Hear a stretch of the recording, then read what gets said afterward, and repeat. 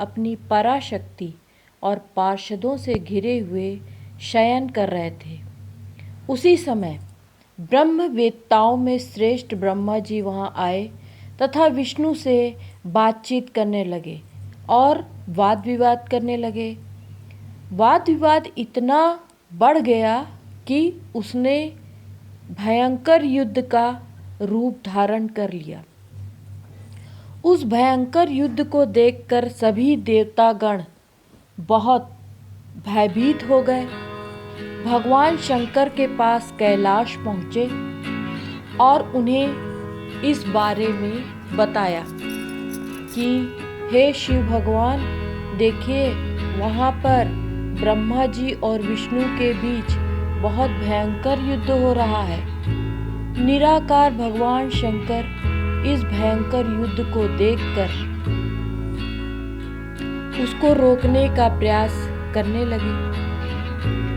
उन्होंने एक विशाल बहुत ही बड़े अग्नि स्तंभ के रूप धारण कर लिया, जिसका और छोर कुछ पता ही नहीं था।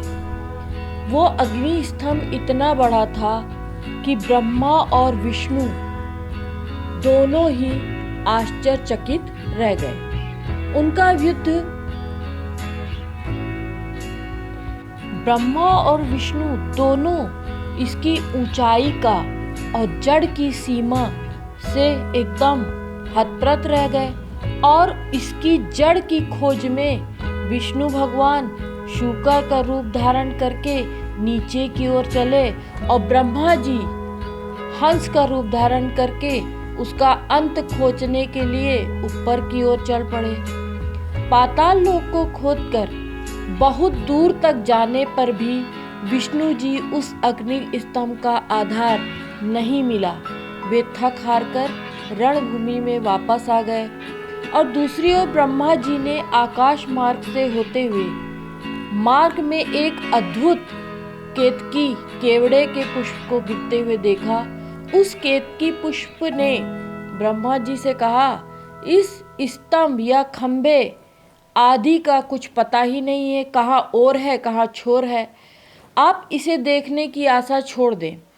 ब्रह्मा जी केतकी पुष्प से निवेदन किया, तुम मेरे साथ चलकर विष्णु के सामने ये कह देना कि मैंने इस स्तंभ का अंत देख लिया है और मैं इसका साक्षी हूँ। आपातकाल में मिथ्या भाषण का दोष नहीं। केतकी ने वैसा ही किया। भगवान शंकर तो त्रिकालदर्शी हैं ही और भगवान शंकर अंतर्यामी थे ही। उन्होंने विष्णु की सत्य निष्ठा से प्रसन्न होकर देवताओं के समक्ष उन्हें अपनी समानता प्रदान की और ब्रह्मा से कहा, हे ब्रह्मन, तुमने असत्य का आश्रय लिया है, तुमने झूठ बोला है, इसलिए संसार में तुम्हारा सत्कार नहीं होगा और तुम्हारे मंदिर भी नहीं बनेंगे तथा पूजनोत्सव आदि भी नहीं होंगे।